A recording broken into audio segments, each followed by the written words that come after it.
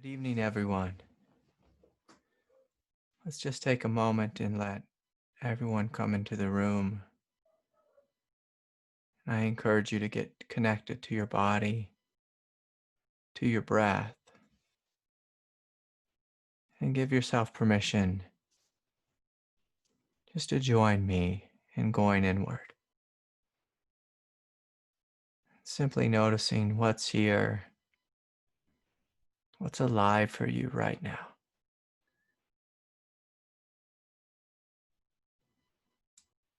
Connecting to the silence, the spaciousness, and the felt sense of awareness.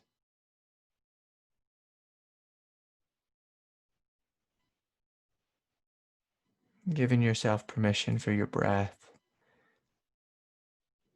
to deepen, to deepen.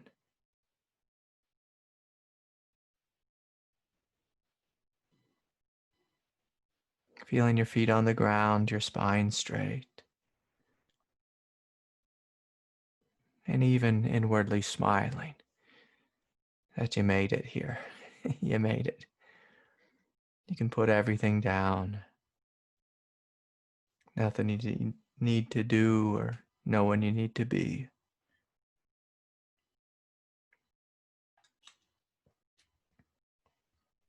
And just join me in this space.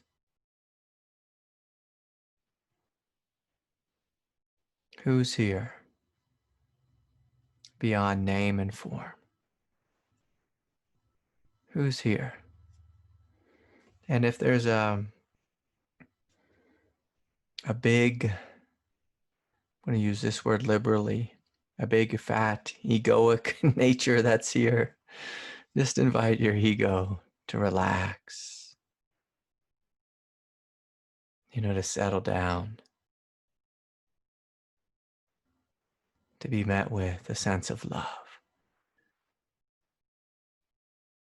to be met with love. And oftentimes, our ego, it puts on weight and becomes quite inflamed. And one of the ways it puts on weight is it takes itself too seriously. So the more serious you take yourself, the more weight you put on egoically. You start to become inflamed.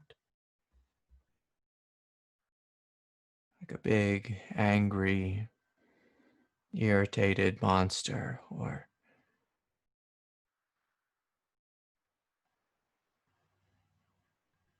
overstressed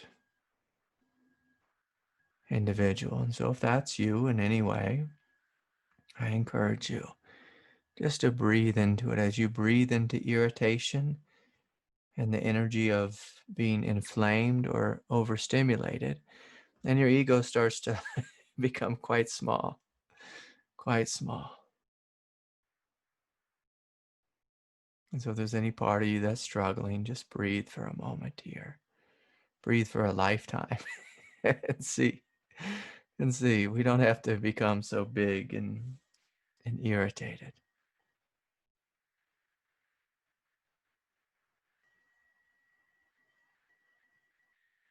And so it's nice to see you all here. A big thank you to everyone offering donations. Those are very helpful. Truly, from my heart to yours. Truly. And so I have a lot of questions tonight, and I had a long, busy weekend. And if I didn't get to your question, or if I don't have it before me, you're welcome to put it in the chat, and I'll do my best to get to that. I had a really busy week, and I'm just about a week behind in my emails, and so I just quickly scanned them, and so we'll see what comes forward. But before I get into the questions this evening, there's something I'd like to speak about, and I've kind of been hammering this into all of us here, especially in the United States. about the immense division that's going on in our country. And I don't think our country's been this divided since the 60s, you know, and maybe it's more divided now than since the time of the Civil War. I don't know, of course, because I wasn't alive then. But 2020, it's been a tough year. You know, my guru, she pointed this out about 3 or 4 years ago. You know, she said 2020, there's going to be a lot of darkness, a lot of pain, a lot of suffering. And it's been it's been that way with the pandemic, with the rioting and the way we're fighting with each other, and the, you know, police brutality towards each other. Online brutality is at an all-time high. And we must remember that we are people of God. We are divine beings, and we are here to shine the light. We're here to be bodhisattvas. And in order to be a bodhisattva here on planet Earth, you cannot take the bait. You can't take the bait. And so when I was young, I had an older brother, and he taught me a thing or two about, you know, how to walk on the playground, how to walk through a tough part of town. And so when someone's hollering at you, you know, saying, you know, you're gonna have to excuse my language, but when I was a kid, I want to use the F word here, but you know, people used to call me a faggot, you know, skater faggot, because I rode a skateboard, and you know, they'd say mean things, they'd say just really hurtful things. Because you know, I had long hair, I had dreadlocks, I wore, you know, ridiculously oversized clothes, and just, you know, growing up where I grew up, you know, you were supposed to play football or soccer or baseball, but I rode a skateboard. And so kids would pick on me. And, you know, my brother would tell me, don't listen to them. Don't take the bait. Don't take the bait when you're walking down the street. You know, I had a funny one once when I moved out to the Southwest. I was walking down the street, and a cowboy threw a quarter at me and said, "Get a haircut, hippie." You know, and I know it's just silly. You know, I'm laughing now. I think I was laughing then because I have a good sense of humor. But right now, if you're online, if you're on Twitter, if you're on Facebook, you know, with all the political ads and everyone being righteous and thinking that their team is the best,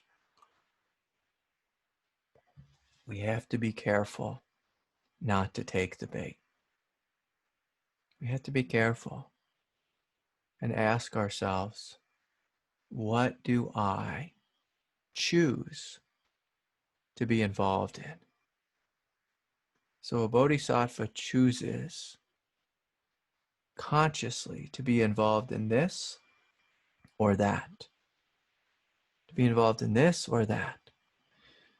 Now, there was many times when I was young and people would just harass the hell out of me. And I had to choose, you know, was I going to start throwing, you know, punches with these older kids? Or was I going to, you know, just walk in a different direction? And there was times I chose to fight. I'm not saying that that's the worst thing. Sometimes we need to stand up for our truth. And there was definitely times when I chose to walk away. But within you, I'm not saying one's right or one's wrong. What I want you to do is to get in touch with your heart and let your heart lead you. Let it lead you. If your heart tells you to speak up, you're not taking the bait. You're listening to your intuition. But if your emotional heart tells you oh no, I can't stand for this. I'm going to go set them straight. I'm going to tell them how ignorant they are. Then you've taken the bait. So there's a big difference here between the emotional heart and the intuitive heart. The intuitive heart is connected to the intelligence of God, and you're meant to live that truth. You're meant to speak that truth. Maybe you're meant to be silent in that truth, to be silent in that truth.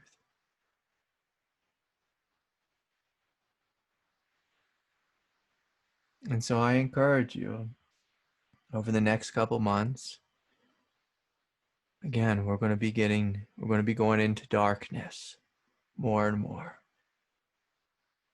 And a lot of people in the Sangha have written me recently saying, Craig, I'm really suffering. And so we must have a couple things, just knowing this. We must hold on to a sense of hope, to have a healthy sense of hope. And by that, I mean we believe in our innate goodness. We believe in our own hearts, that our hearts are good, that the hearts of humanity is good. That one's a little bit harder.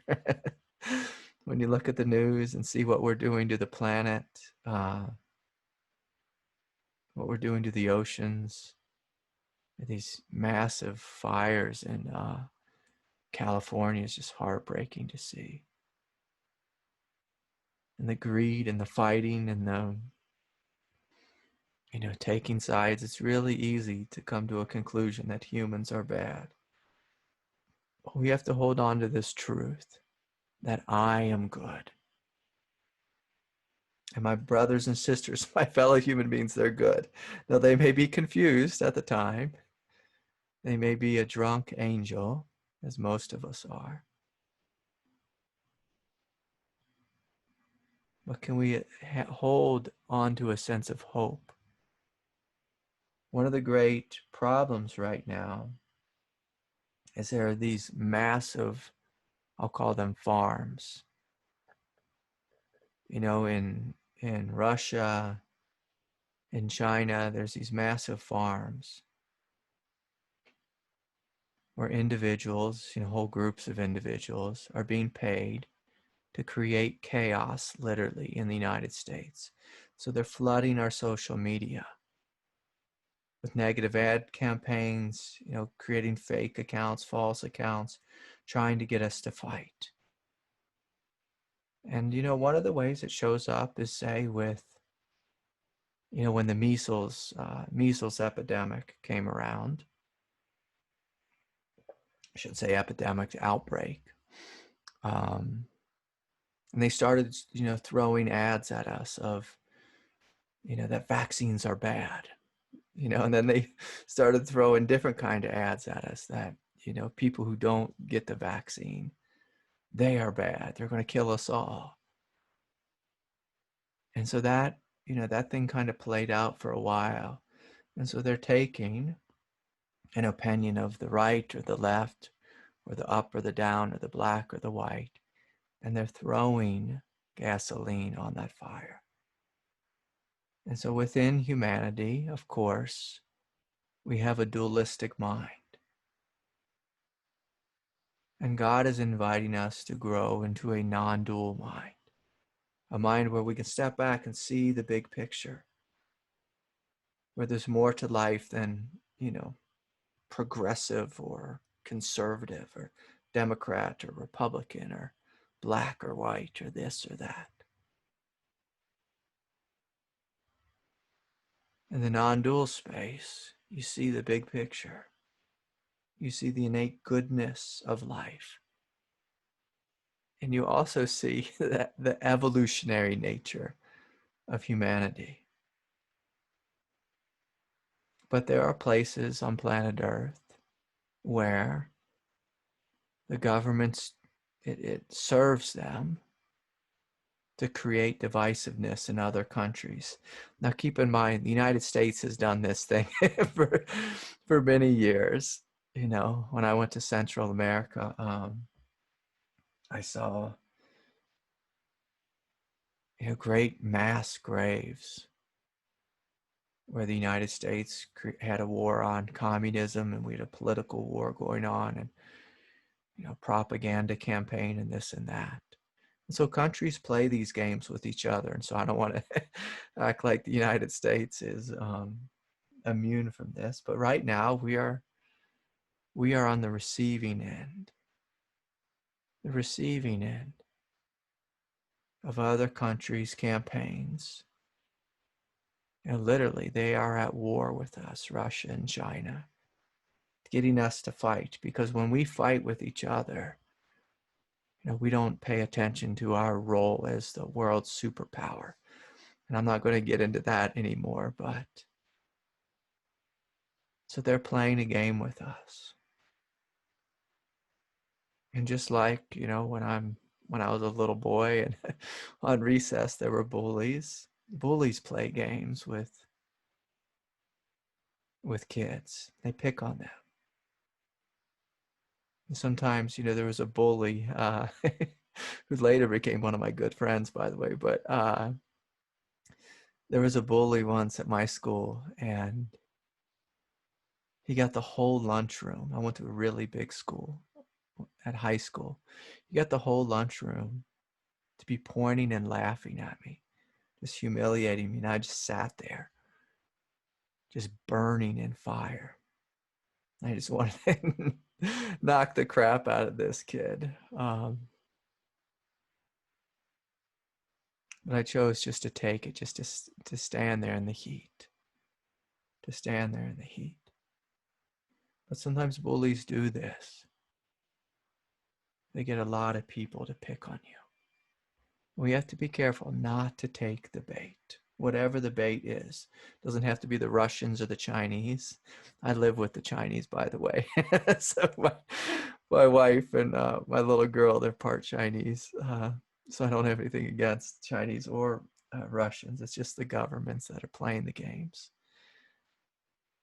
We have to be careful not to take the bait. So sometimes the bait comes from our husband, our ex-husband, our partner, our boyfriend, girlfriend, our ex-girlfriend.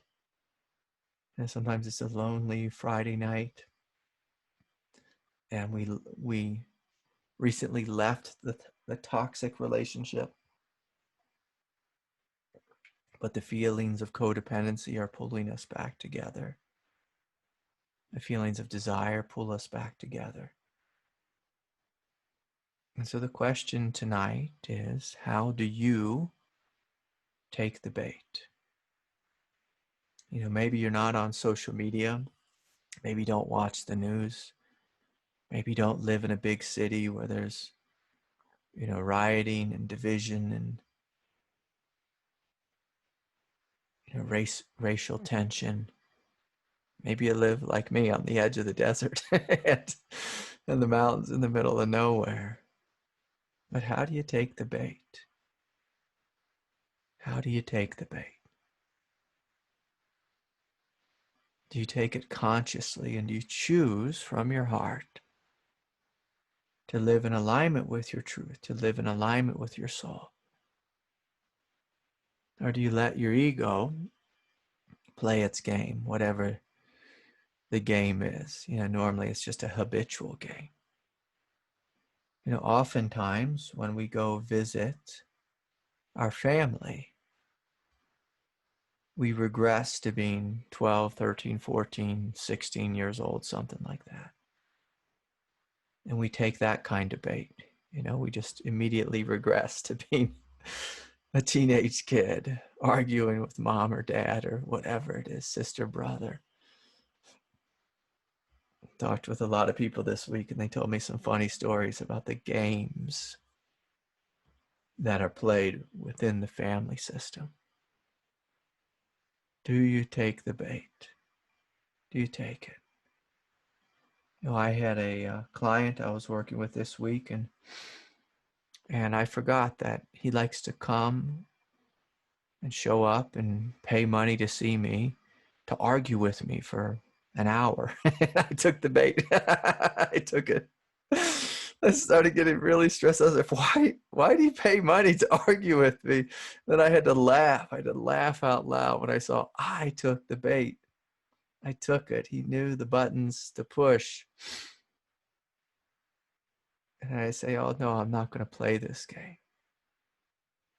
Let us sit together in love. How about we do that? How about we do that instead of just arguing the whole time?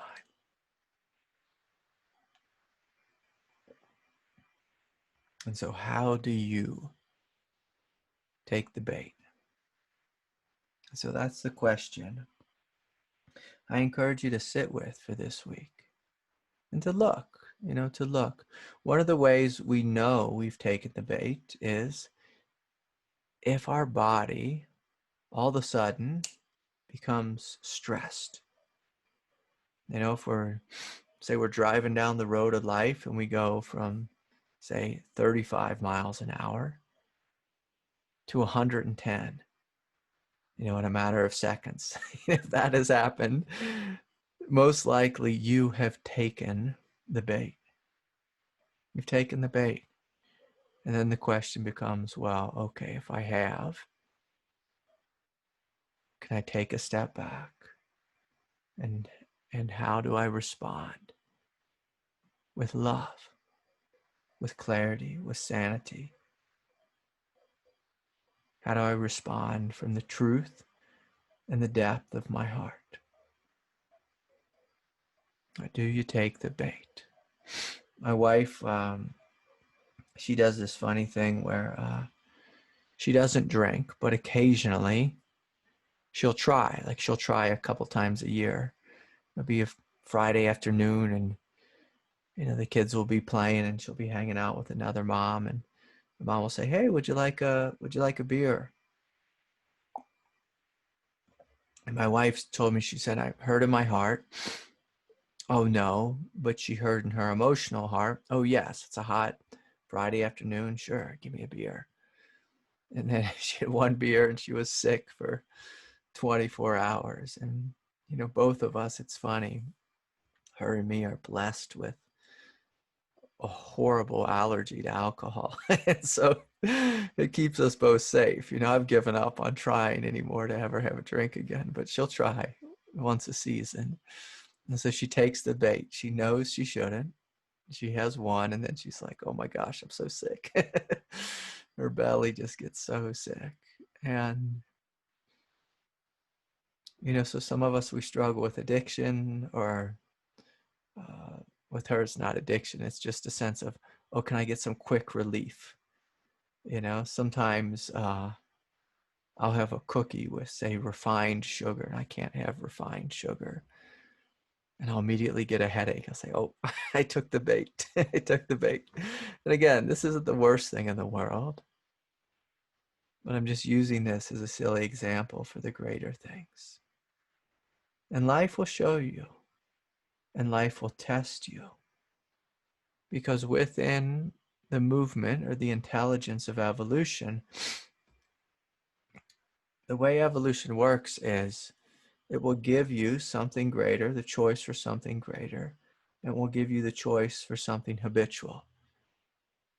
And when we choose the habit, we have a bunch of neurons that are already wired to choose that. It's very simple to stay on the wheel of samsara. It's like being on an old country road, a dirt road that's all rutted out. When you fall in those ruts, it's hard to get your truck up out of the ruts. And so many of us, we're just on that, on that wheel of habit. And so evolution is, can we make the choice to something higher? And normally there's a little bit of awkwardness or discomfort. But then there's a new way of living. And then after you've made that choice, God will show you again the habit. And see, do you want to become established and create a new habit in that which is higher? Or do you want to fall back into the rut and go back to where you were before? That's why often when we break up with say in a toxic relationship or any kind of relationship, when you break up with someone, God tends to send you a repeat of that same person. That same person. So anyways, how do you take the bait?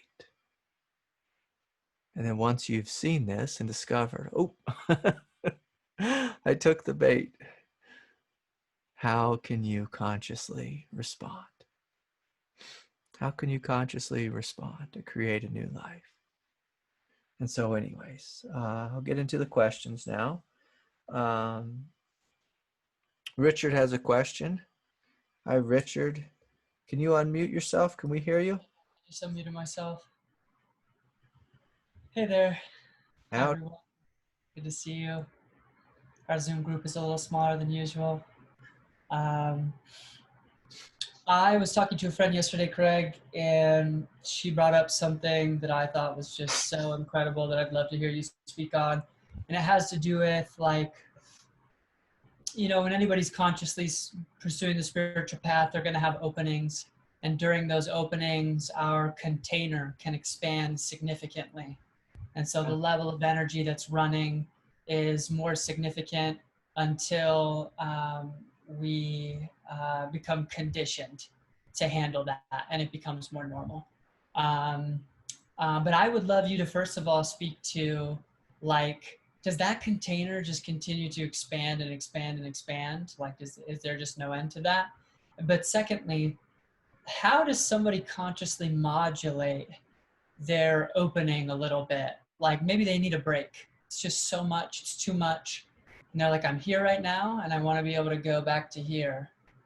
Not permanently, but just in this moment to be able to just lighten up for a minute. Is that even available? So just riffing off of those questions. Thanks. Yeah. Yeah. So let's start with the first question.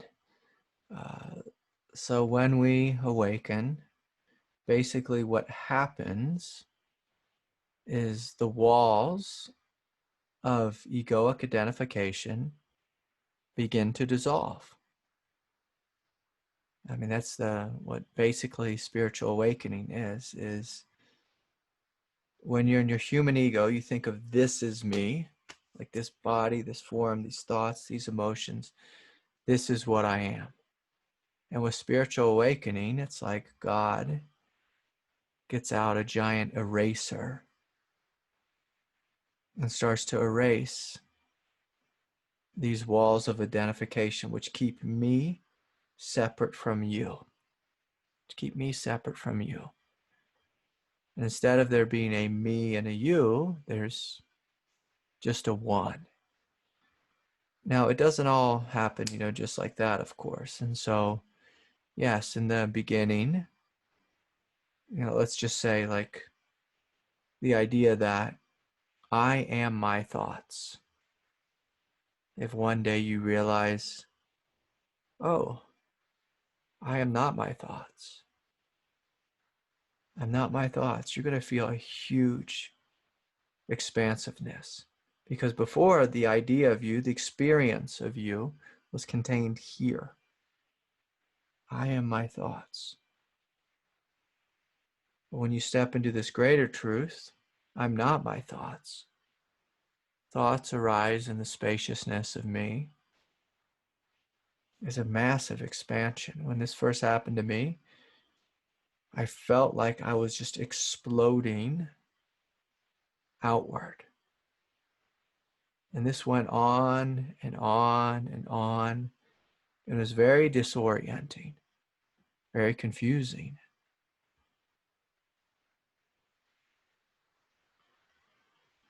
Now, at one point, Richard, just to kind of put an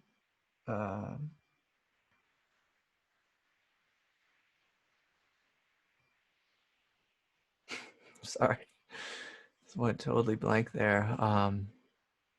After many years of the expansion happening, where I felt it's who and what I am is just bigger and more inclusive and more inclusive and more inclusive. At some point,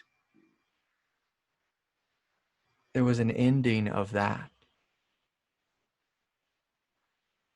And there no longer felt like there was an inner or an outer or a me opening into anything. Even the idea of opening or closing at some point doesn't even make any sense anymore. There's just this one thing. Now that's pretty far along for most folks, and I don't want to talk about that too much because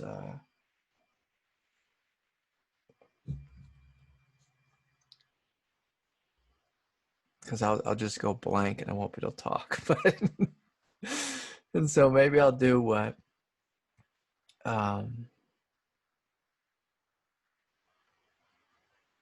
you were asking. I'll respond to what you were asking about.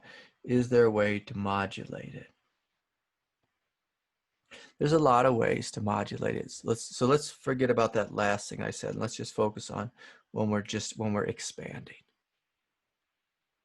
So when we are expanding, it can be quite overwhelming, to think I am this little thing, and then all of a sudden think like I'm a space as big as this room. Just imagine that right now, like all of a sudden you become as big as the room. Before you thought you were this big, and now you're like this big box. Or if you're outside, I'm as big as outside. For a lot of people, they start to be like, oh my God, like what? How do I function here on planet Earth? It can get really strange. And one of the ways I dealt with it, I didn't really have a choice, but basically I just stopped everything. And I laid on a couch. And I sat and I watched a willow tree blow in the wind for, I don't know, 2 years, something like that. I can't even remember because time has kind of gotten wonky for me. Now, because I was still a father and I wasn't a monk, at 3:00 when it was time for me to go pick up my kids from school, I'd say, God, give me the strength to pull it together. I have to be a father here. It's like you gave me these kids and, I have to take care of them. And so I would get myself, as about as grounded as I could. Now, there's this fella, maybe some of you saw it. He was on YouTube recently, David Blaine, and he's like an illusionist kind of guy, and like that's his vocation. And he wanted to float through air in holding on to balloons. So he went on some big thing on balloons, and it was like televised on YouTube, if that's something you can say televised. It just happened this last week. And so he had these giant balloons and he like floated across Lake Powell or somewhere out here in the Southwest.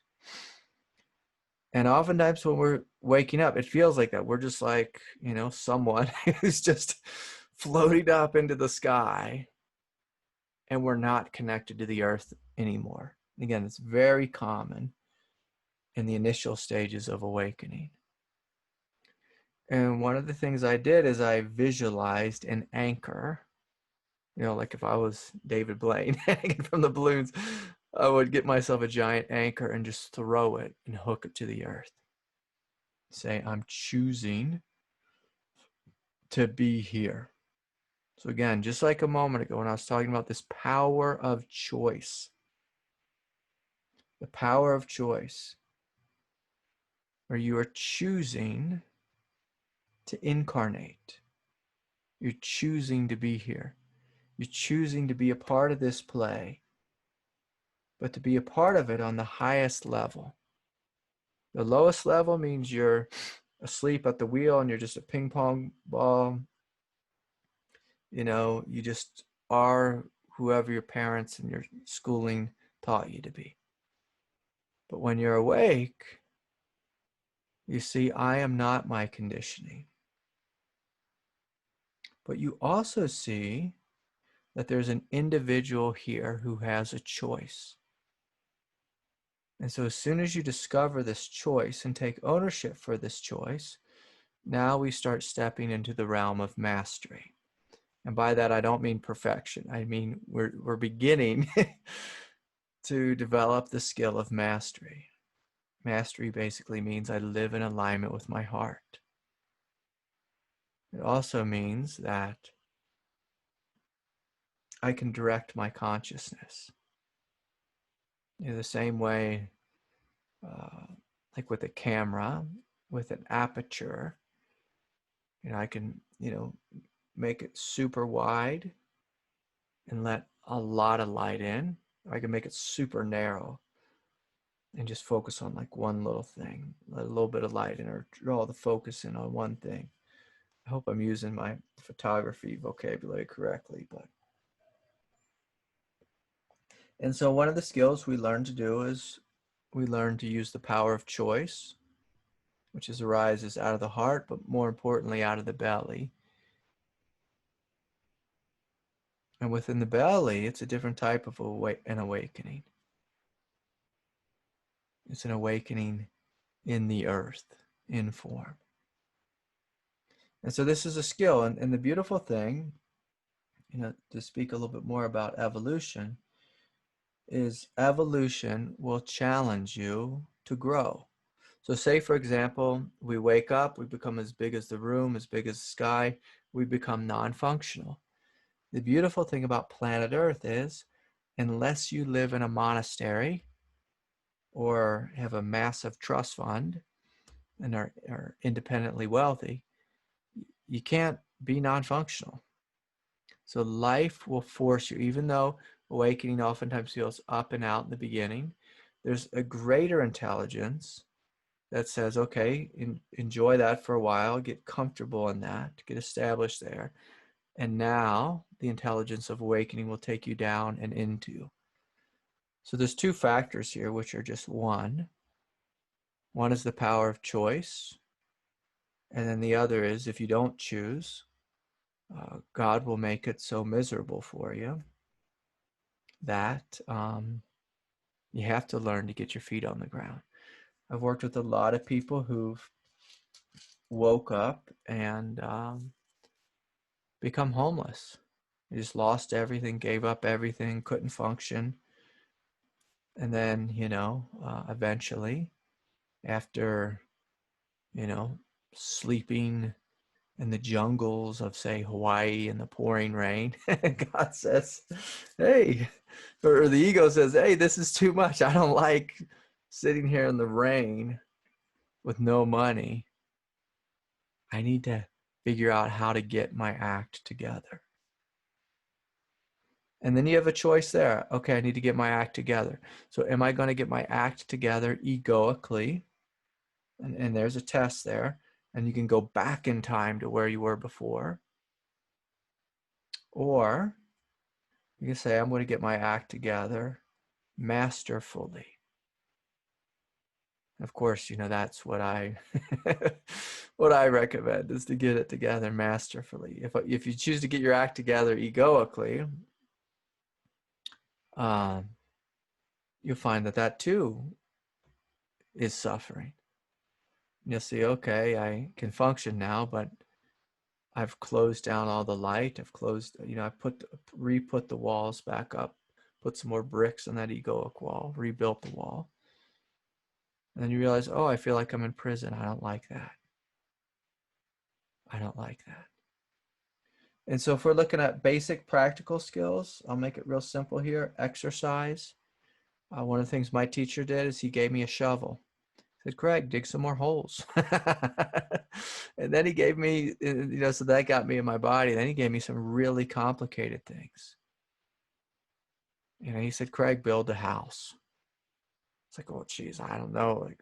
Like, Craig, build the house. Put all the wires in the wall and wire them all together. If anyone's ever wired a house before, it's pretty complicated. It's like this giant web of electricity. And I want to make sure that, there's a light switch on both ends of the room. and they're all talking together. So you do one switch and the light turns on. You go to the other side, you do the switch and it turns off. And so my teacher did all these things to get me really grounded. He gave me all kinds of things. You know, sometimes he'd send me up on a ladder, like a 40-foot ladder. Anyone's ever climbed a 40-foot ladder? It's pretty high. It's pretty high. He said, hey, go up there and fix that. You know, that little board that's, you know, starting to fall off the fascia on top, you know, near the roof. It's like, well, I'm not feeling grounded. You know, get in your body and get up there, Craig. And so physical work, physical activity is also one of the reasons, you know, to this day, I still work on all my own vehicles. I build things. I garden. If I didn't do all these things, I would probably just have floated away to cloud nine. So I work with my hands. I mean, gosh, I smashed my finger the other day working on the car. And so, you know, being outdoors, being in nature, and being in nature and doing something physical. Sometimes hiking, if we hike, we can just get real transcendent. But if you hike a hard trail, like where you say, I'm going to climb this mountain, you get in your body, get in your root chakra. Today I took the family, we went, not today, but this weekend we went up the backside of Wilson Peak, and I took them camping and, you know, made a fire, cook your food on a stove, sleep out under the stars, paddleboard and mountain biking, this type, you know, anything physical. Like all these things keep me grounded. If I didn't do these, I mean, I would be very happy to sit on the couch and do nothing and just, you know, watch the trees blow in the wind. But God has a different plan for me. So the other thing is to maintain a job, any kind of job. It doesn't even have to be physical, but where you have to focus. And so your friend will learn, I need to grow some roots. I need to pull my consciousness. So sometimes energetically, my consciousness is way too up here. I'll pull it down, like literally. If any of you see during the meditation class, oftentimes I'll pull down light into the room. It's me working with the descent of grace, working with God. And so oftentimes, you know, if my mind is out here, if my mind is over there, my mind's not existent, you know, pull it and bring it into consciousness. And so these are skills we have to develop. Of course, yoga, Tai Chi is excellent. Sometimes those can make us more transcendent, especially Tai Chi, but yoga can be really good. Maintaining any type of responsibility.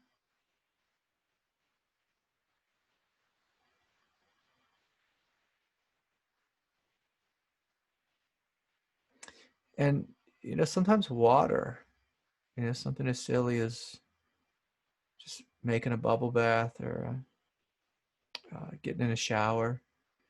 Boy, if you get in a cold shower, your consciousness will wake right up, you know, or your human consciousness will wake right up. Being in relationship is a great way to stay embodied, because your partner, unless they're a super space cadet, your partner will force you to be grounded. They'll force you. It's one of the reasons I love relationship. It's such a great teacher and way to keep you grounded, to keep you here on planet Earth. And so anyways, was that helpful, Richard? Yeah, good. That's a good question. And the other thing too I can say is this can be quite difficult,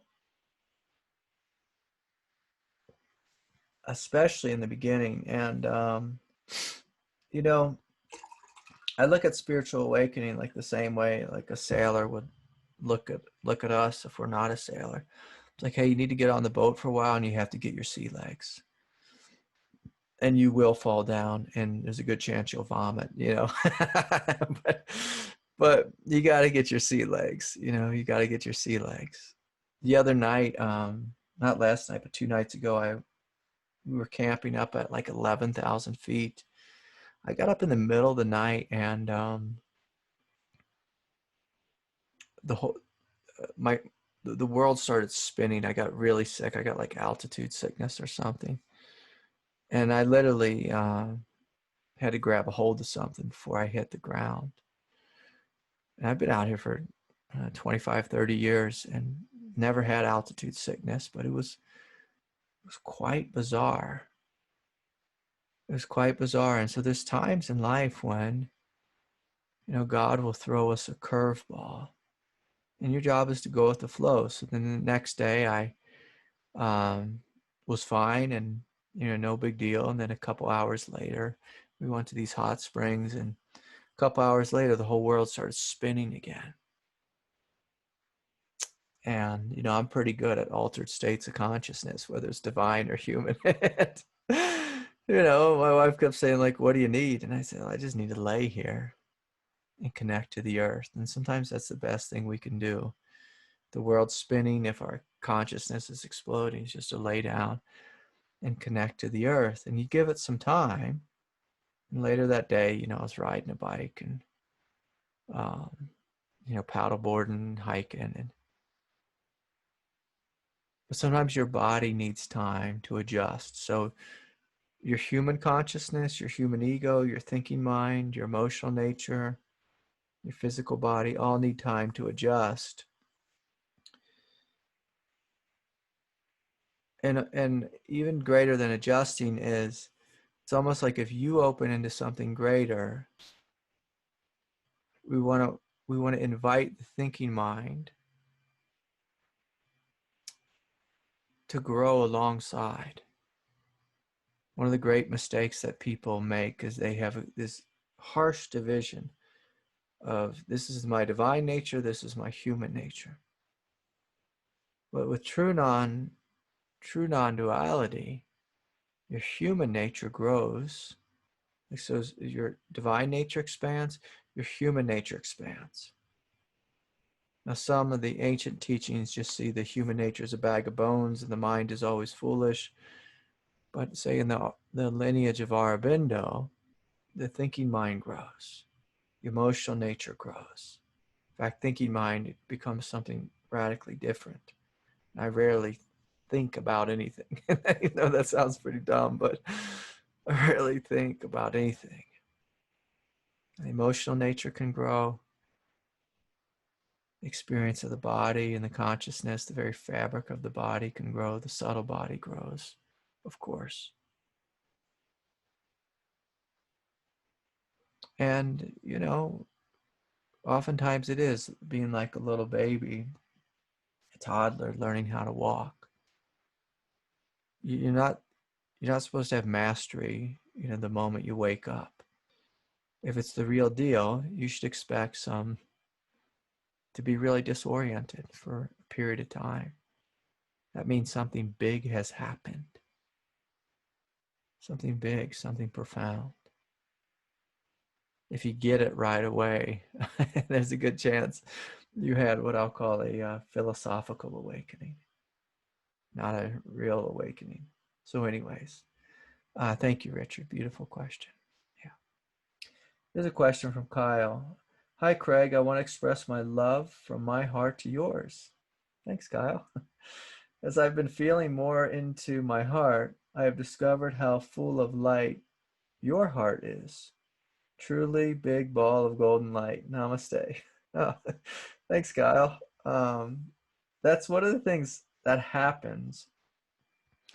That's actually one of the protective forces of awakening is the more you love yourself, the more your heart wakes up and you see your innate goodness, you begin to see it in others and others.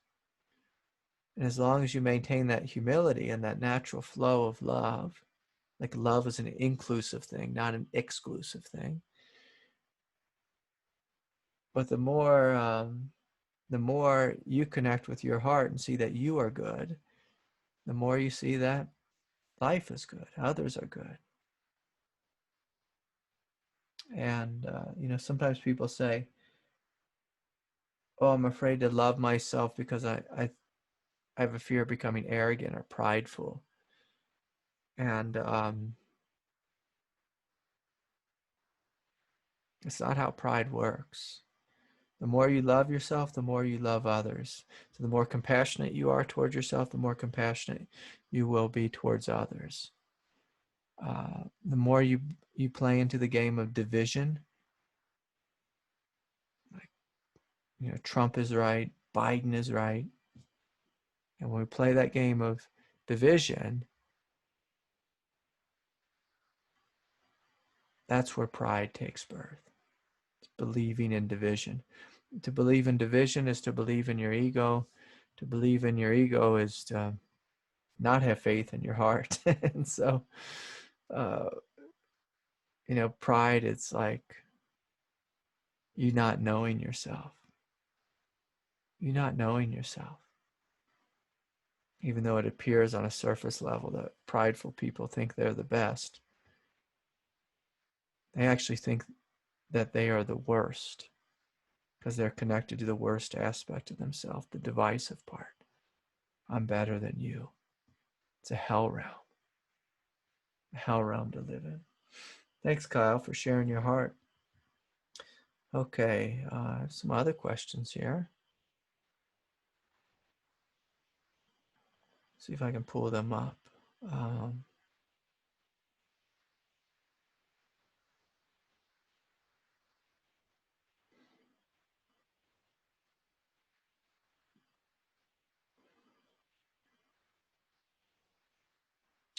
Craig, can you speak about the fight or flight response? Isn't it built into the human body? How do we respond when our bodies react with fear? So one of the ways we heal the fight or flight response, or help it to grow into something greater, is through soothing the body. And if you're a parent, this is one of the things you learn through parenting. So say you have a little girl, little boy, little kid, and if they are scared, as a parent, what you do is you get down on your hands and knees, you pick them up, you pull them close to you, and you breathe deeply and you rub their spine. So you soothe them and you connect them to reality. Soothe them and connect them to reality. So yesterday, I was with my little girl, and we were way up in the mountains, and we came to this lake. And at the lake, there was, I'll just say, some college kids, and they had a couple dogs there kind of on the little beach of the lake. And me and my little girl walked up, and we're just taking a peek at the lake. And they were all drinking and stuff, the college kids. And, there's like, maybe 5 or 6 of them. It wasn't like a big party or anything, but, they had a dog who wasn't on a leash, and they weren't paying attention. So the dog came running up to my girl. It's a really big dog, really mean dog, barking and kind of snapping at her. And so right away, I picked her up. I said, come on with daddy. And we walked, we just walked away from the dog. And she was scared, she was nervous. She was crying a little bit. So that was her flight response and her fear response. I just rubbed her back. Said, sweetie, it's okay. Daddy's got you. It's okay. Daddy's got you. It's okay.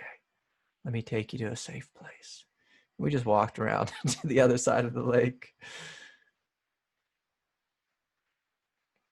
Walked to the other side of the lake. And so I calmed her body. And then I connected her with the present moment. And so in this present moment, the dog was no longer here. The dog was no longer a danger. I got her out on the water, paddled her around, again, connecting her more with the present moment. there's no dog, or the dog's way over there. And she can't come and get us, she can't come and get us, that dog. And so, you must soothe the body if you have a fear response or fight or flight response. You soothe it. So the first thing, if it's real fear, real danger, you get away from the danger, you flee, and then you soothe the body. You soothe the body. And then you come into the present moment. So that's one way. Another way is through facing the fear. So you breathe into the fear. You look at it. And again, this isn't if there's physical danger.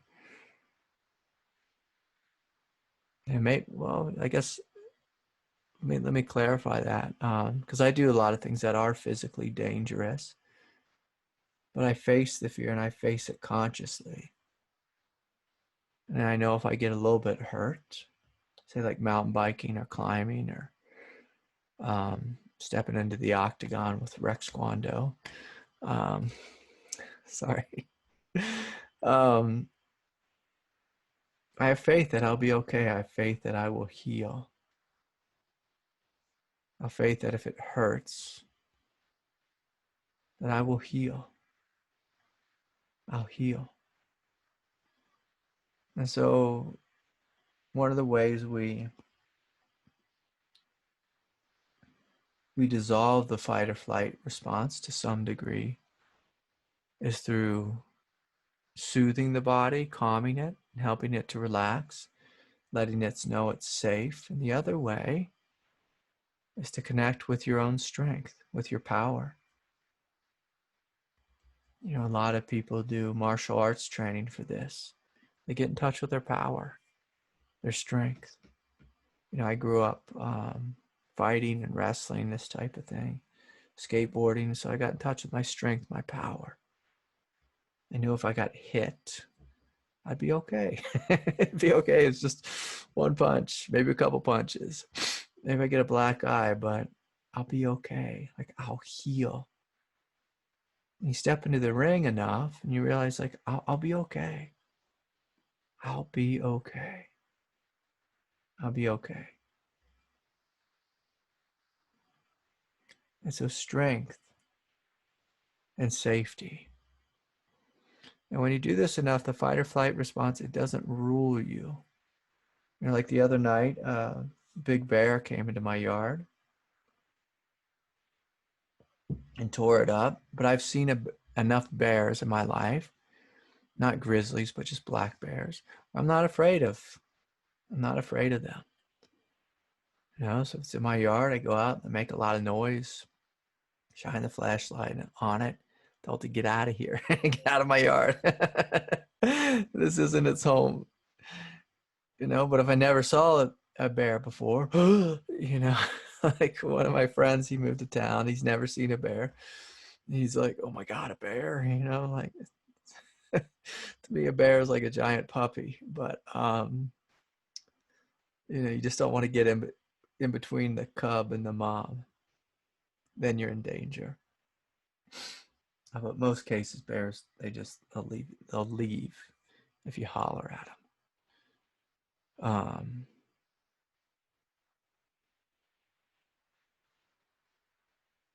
How do we respond when our bodies react with fear? We soothe them, we meet them with love, we calm them down.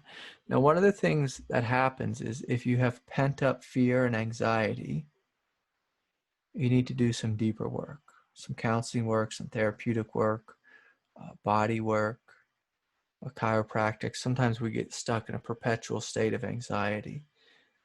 And we need to learn to soothe the body, to kind of pop the bubble of whatever the story is, or to create healing or integration or reconnect with strength.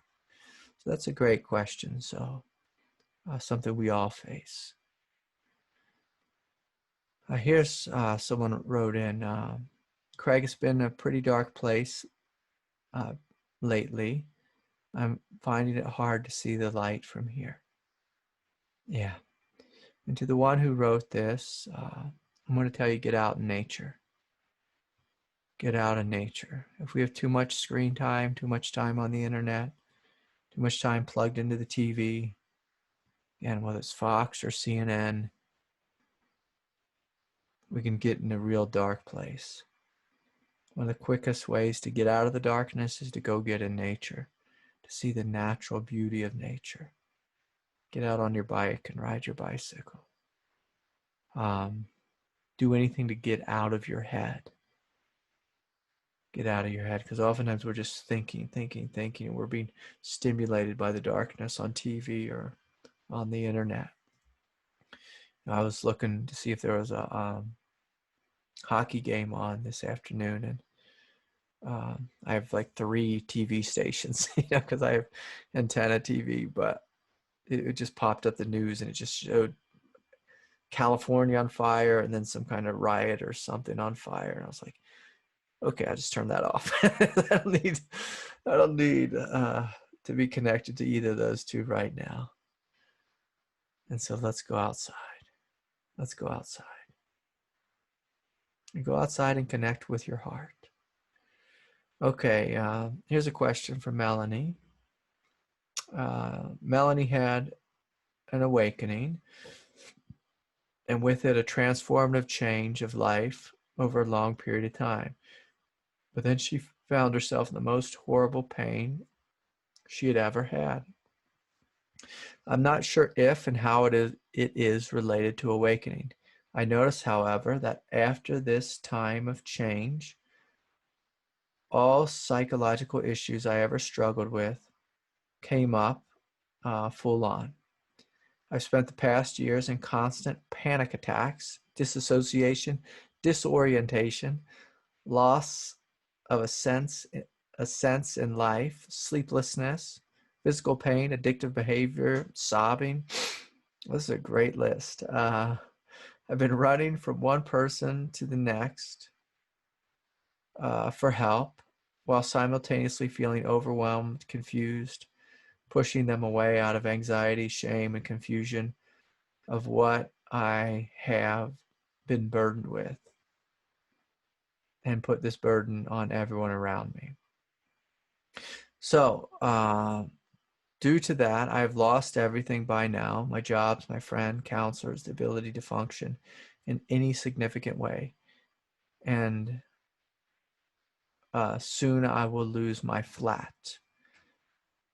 That's an apartment for those of us in the United States.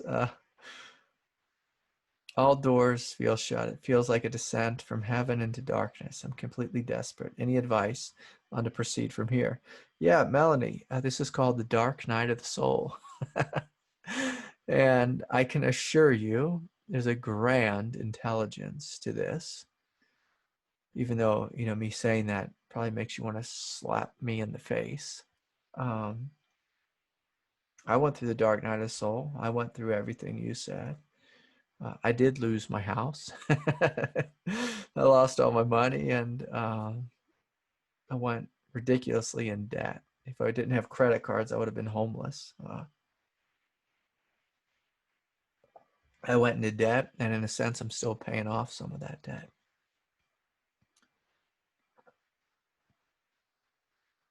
So during the awakening process, God shows you, one, that you're divine, and shows you what heaven is. Shows you great freedom. And then for some of us, God will send us into hell. We experience the dark night of the soul where we lose everything. All of our old behaviors come up, our psychological issues. The list goes on. The dark night of the soul is to teach you unconditional strength, unconditional love, unconditional clarity. Unconditional means they are unconditional. It means it includes everything. So do you have faith in your sanity, in your clarity, despite, say, the behaviors that arise in your consciousness? Do you have unconditional love for yourself, despite, say, the behaviors that you have arising in your consciousness, in your life? Do you have unconditional hope despite plunging into a pit of hell? You know, there's some prayer, can't remember what it is. Maybe it's the creed that Catholics say. They say, Jesus, you know, whatever, was put on a cross, he died, he rose, and then at some point, somewhere in there, in the Apostles' Creed, they said he descended into hell for 3 days. You know, we will descend into hell, many of us. And the beautiful thing about hell is, one, hell's an illusion, but two, the illusion of hell teaches you how strong you are, that nothing can destroy you. Despite being completely isolated, alone, abandoned, financially broke, emotionally wrecked, whatever it is, hell teaches you that there's something within you that cannot be destroyed. It's the only way we can learn unconditional strength, unconditional clarity, unconditional love, is to experience the dark night of the soul. You can absolutely experience strength, love, and clarity without going into hell, but for these qualities to become unconditional, you have to walk through hell. I'm sorry, I wish it was different. I didn't make the rules. I didn't make this world. It's one of my arguments with God that I had in the past, but now I see the purpose in it.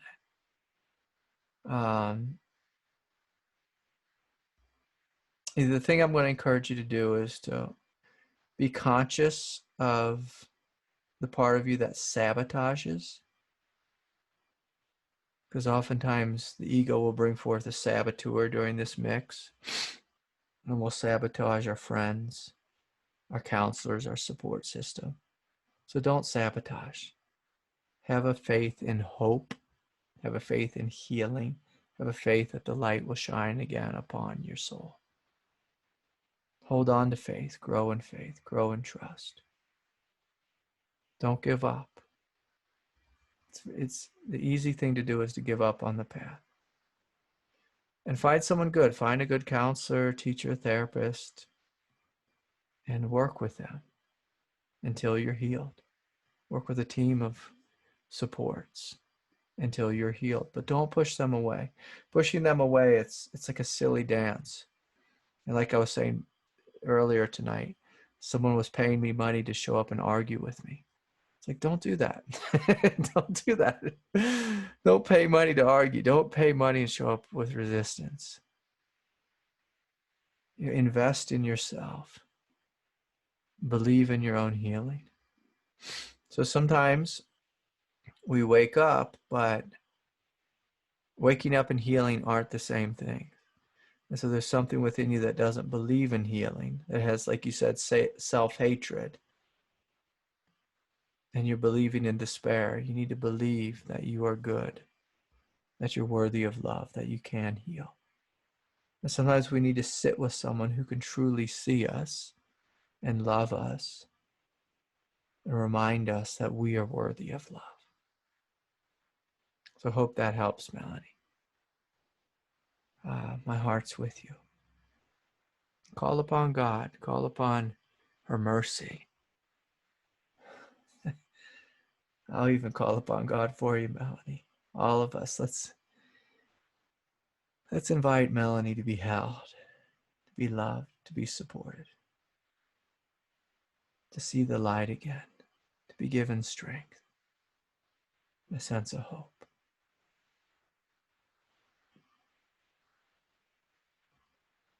In your name we pray, Lord. Thank you. Okay, beautiful. Here's a question from Lisa. This is a real similar one. She writes, I want to work with you, but am so scared. The last time I worked with you, I would get stimulated with my kundalini, and the energy would get stronger and my blocks would be bigger.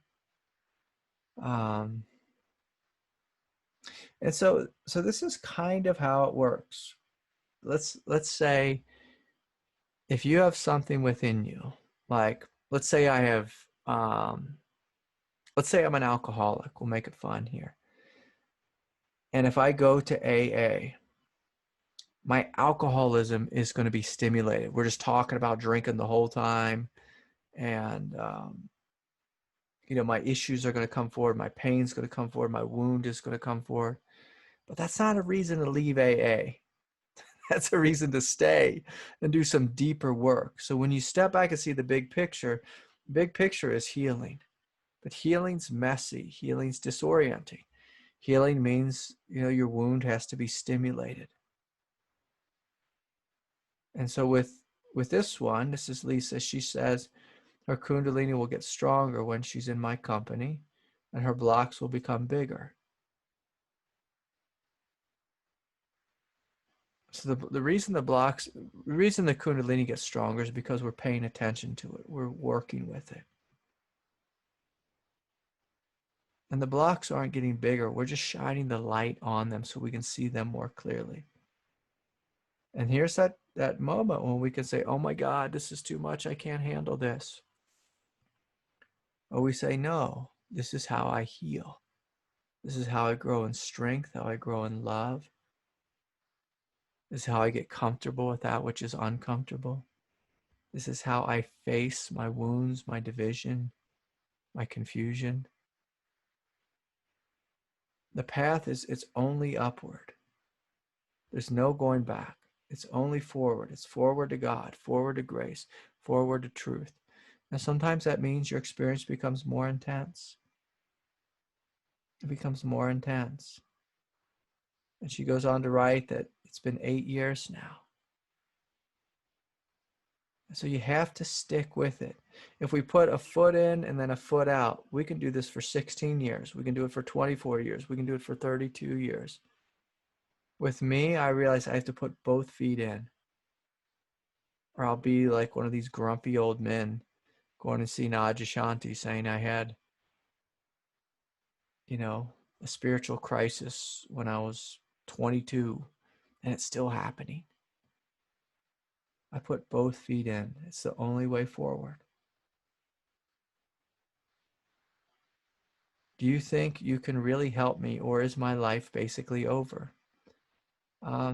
Yes. Yeah, I can offer you some support. Your life is not over.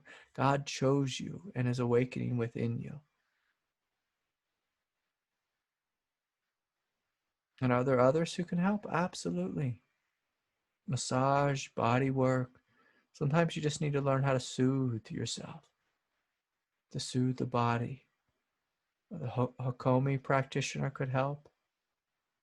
Sometimes we need to just soothe and soothe and soothe and become more and more relaxed, more and more strong. And then we choose to do therapy. Sometimes we need to go to martial arts first. Sometimes we have to do Qigong first. Sometimes we have to do yoga first. And by doing that, I mean become a martial arts master, become a Qigong master, become a great yogi. By that, again, just dedicating your life to a practice and get strong in it.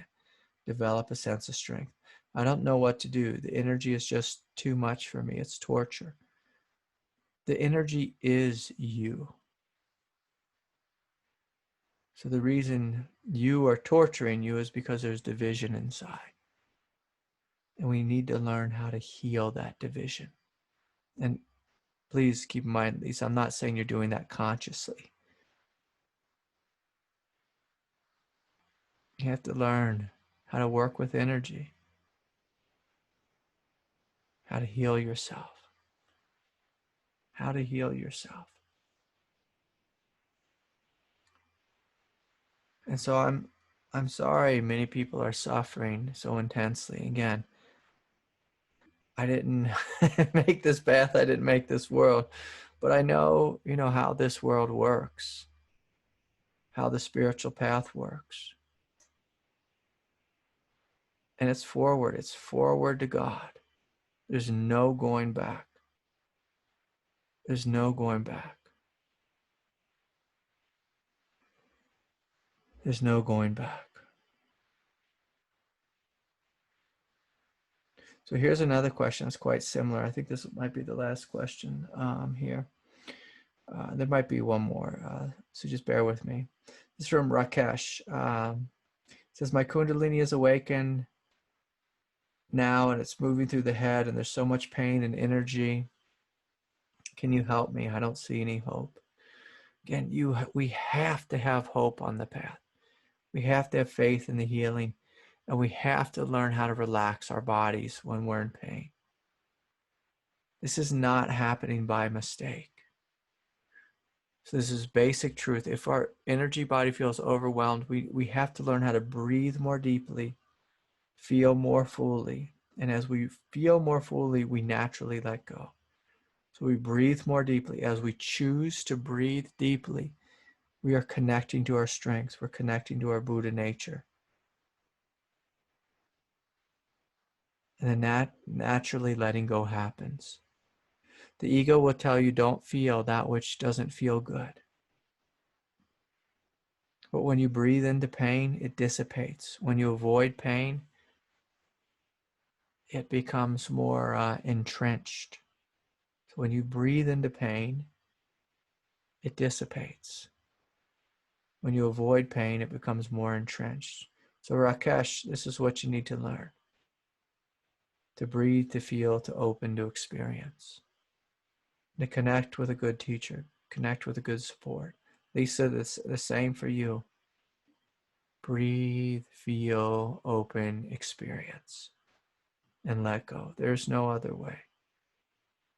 The fun thing is if we end our life, God gives us another chance to face the same thing we faced before. And so don't think ending your life is a way out. It's just a repeat. Here's from Colleen. Hi, Craig. Regarding love, how do I know if I'm staying with a toxic person? What is a toxic person anyways? Or just trying to learn unconditional love? Yeah. So I'll say this. So a toxic person is someone who's emotionally abusive. And I want to be really clear here. So in 2020, where so many of us, we lack a backbone. Sometimes we say someone's emotionally abusive is if they raise their voice to you. I want to clarify, that's not emotional abuse. In a given course of a relationship, if say we're in a relationship together for 1 year, if you blow up once a season or I blow up once a season, that's human, that's normal. If I blow up every day at you and I'm chasing you with a knife and saying you're the worst person, I hate your guts, I wish you were dead, that's toxic. That's toxic. That's toxic. So toxic is something that goes on for a long period of time. When you see, it's just like, this isn't going anywhere. So if the person is unwilling to grow, unwilling to show up to therapy, if they're addicted to drugs or alcohol, if they're a narcissist, a true narcissist, not just they said something mean to me once and so they're a narcissist. Again, sometimes people use these terms too liberally, narcissism and emotionally abusive.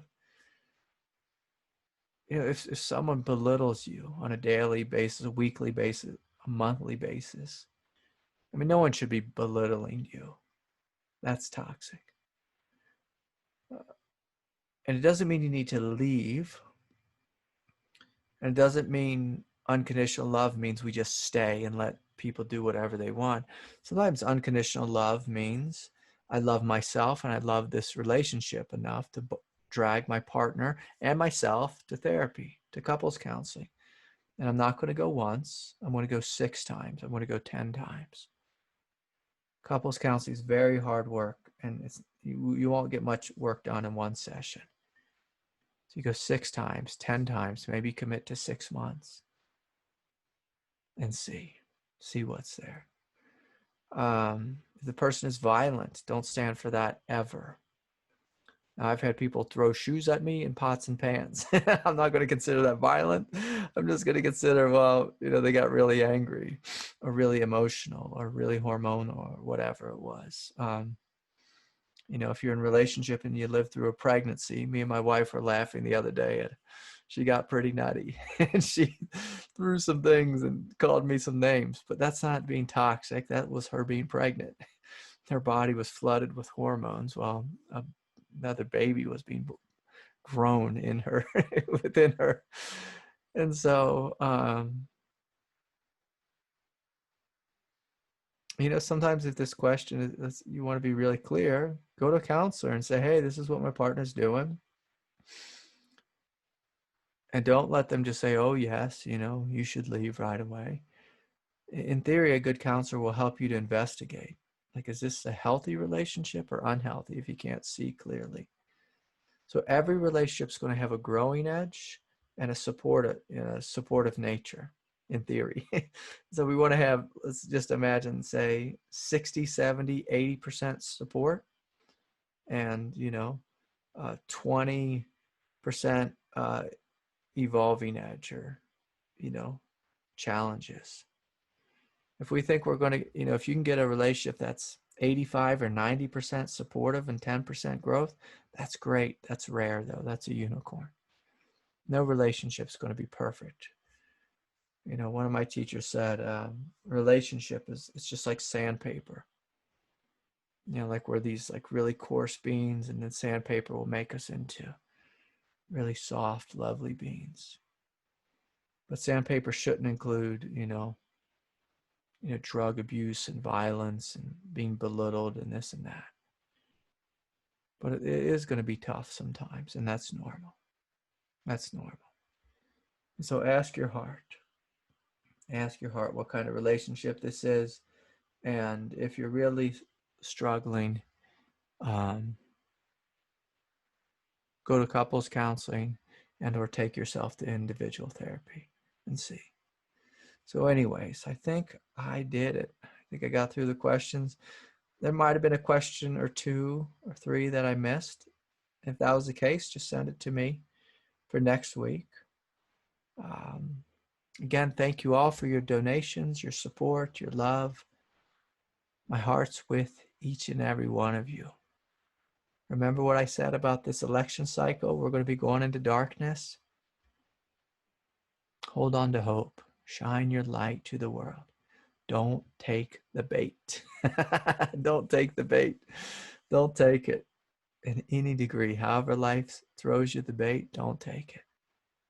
Be wise, be skillful, be loving, be kind.